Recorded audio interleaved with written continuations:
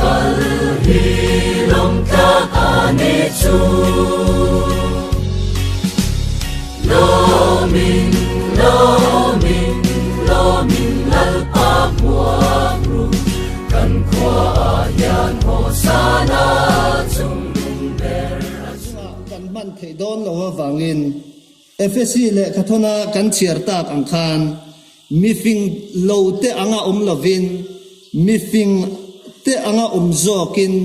kan dana phim khur chung zelin ni te hi that lo wangin rem chan na voina hian kan leidon ani chuta chuan kan soima sak ber du chu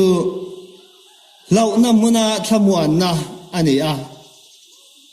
khovela tuna hian silau tak mai mitam tak nun na suat tu le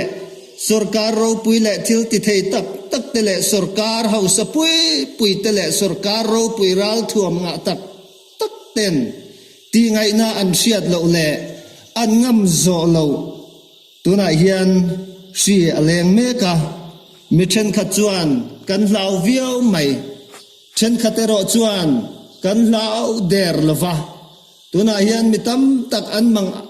mang anga sarkaro pui tak tak mai po an kuna ram suai tu ro pui tak tak le thil ti thei tak tak lo in ngai thin te po an trapani chuti lai chuan then khat chuan kan lau der lova a lau te na an lau chan chu kan ria a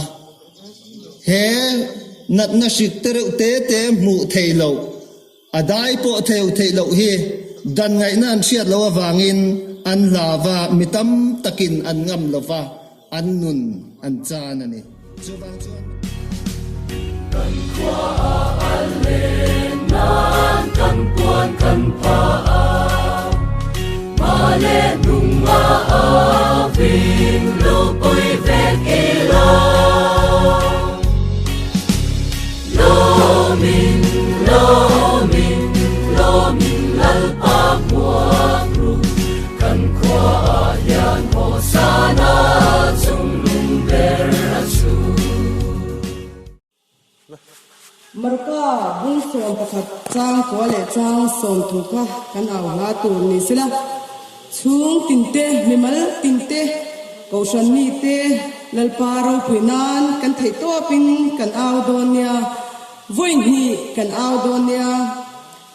tin amal makal tele anung lamaron zui te chuan